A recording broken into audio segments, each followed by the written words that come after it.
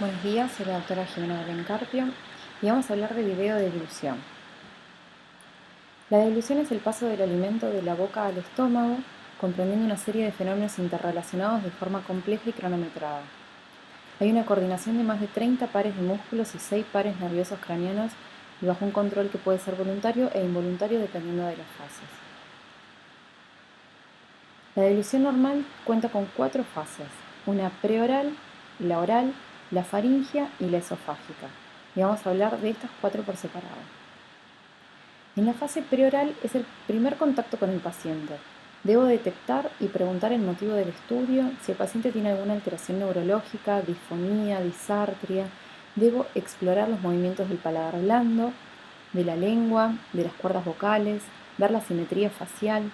El paladar blando lo vamos a explorar con sílabas consonantes y resonantes, como jaja, caca, y las resonantes serían T, P, que sean bien así fuertes y marcadas. Las cuerdas vocales las vamos a explorar con vocales sostenidas, como la A y la E, siempre sostenido. La fase preparatoria es ir viendo cómo la comida se va manipulando en la boca y es masticada. Hay que ver la formación del alimento y depende mucho de la estimulación sensorial, el gusto, la temperatura, el olfato. Hay que evaluar la salivación, la correcta dentición, la oclusión dentaria, la articulación temporomandibular. Con los sólidos, con los alimentos sólidos, se va a liberar el sello palatino-lingual, con lo que parte del material cae en las varículas epiglóticas antes del inicio de la fase faríngea. En la fase oral, la lengua empuja el bolo alimenticio posteriormente hasta que se dispara voluntariamente la fase faríngea. Tenemos que ver el sellado labial que sea correcto y que haya tensión en los músculos bucales para evitar el escurrimiento lateral de la comida.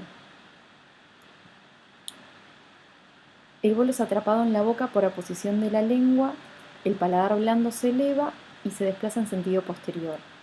Este desplazamiento posterior-superior del paladar en sentido posterior, conjuntamente con la contracción local de las fibras superiores del constrictor superior, hacen que el segmento anterior y la pared posterior de la faringe converjan, se cierren y así el alimento no pasa a la nasofaringe. La lengua se encaja empujando el bolo dentro de la orofaringe. Una vez comenzada la fase faríngea, que se gatilla el reflejo de la deglución, comienza el empuje del bolo por la lengua hacia la faringe justamente. El bolo se mueve a través de la faringe hasta llegar al esófago y lo que sucede aquí es que se eleva y se retrae el velo del paladar, cerrando de esta manera el esfínter velofaringeo, se eleva y se desplaza anteriormente la laringe y el hioides, lo que provoca el cierre del epiglotis, se relaja el criciofaringeo y se contraen los constrictores. De esta manera evitamos la penetración o la aspiración del material de contraste o del alimento a la vía aérea.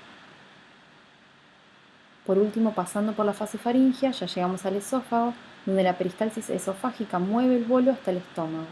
Tenemos ondas primarias que llegan hasta el esfínter esofágico inferior y las ondas secundarias que son las encargadas de propulsar el material residual que quedó en el esófago. Acá repasamos y vemos lo que hemos visto, lo que hemos dicho. Tenemos como en este caso la consistencia líquida ingresa a la cavidad. Hay un buen sellado de labios, por lo cual no escurre a través de la boca el material. Se eleva la lengua contra el paladar y empuja de esa forma el líquido hacia la faringe.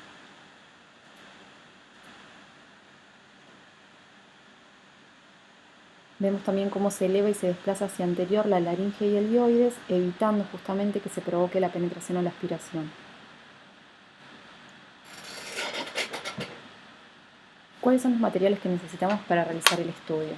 Necesitamos tener 3 consistencias: semisólido, que lo vamos a lograr con yogur o flan más el bario; el sólido, que pueden ser medialunas, vainillas o pan más bario; y el líquido, que simplemente es bario mezclado con agua.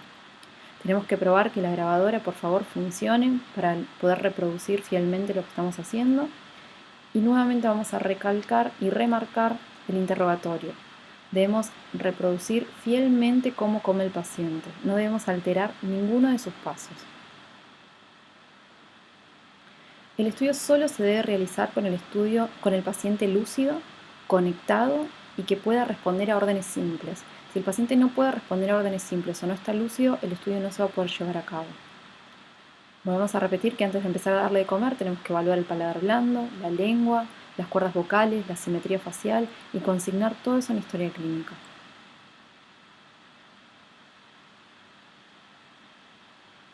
Comenzando con el estudio, vamos a dar cantidades progresivas de 3 consistencias. Debemos adaptar el estudio dentro de lo posible al paciente. Y en cada consistencia en el plano sagital se debe ir evaluando la fase preoral, oral, faríngea y la esofágica, siguiendo bien el bolo desde la boca hasta el cardias. Si existe penetración o aspirado del contraste, hay que determinar si el mismo es o no silente, o sea, si existe o no reflejo de oxígeno. Si hay reflejo, determinar si el mismo es efectivo para limpiar el vestíbulo laringio o no. Si vemos que no se limpia, tenemos diferentes maniobras, entre ellas la de chin down. Si la causa de penetración o el aspirado es el masivo residuo valecular, nos podemos ayudar con agua fría para limpiar la valécula, previo a empezar con estas maniobras como la de chin down. La diferencia entre penetración y aspiración son que en la penetración laringea hay una presencia de contraste en el vestíbulo laringio, pero que no pasa por debajo del límite de las cuerdas vocales. La aspiración, en cambio, es la presencia de contraste por debajo de las cuerdas vocales en la subglotis o en la tráquea. En caso de aspirado, no hay que finalizar el estudio. Debemos evaluar la compresión esofágica por estrofitos, por calcificaciones groseras, del ligamento longitudinal anterior, descartar divertículos de Zenker, hay que evaluar la funcionalidad del cricofaringio, hay que evaluar reflujo gastroesofágico, hernias de hiato y hay que chequear antes de que se vaya el paciente de que se haya grabado bien el estudio. Muchas gracias.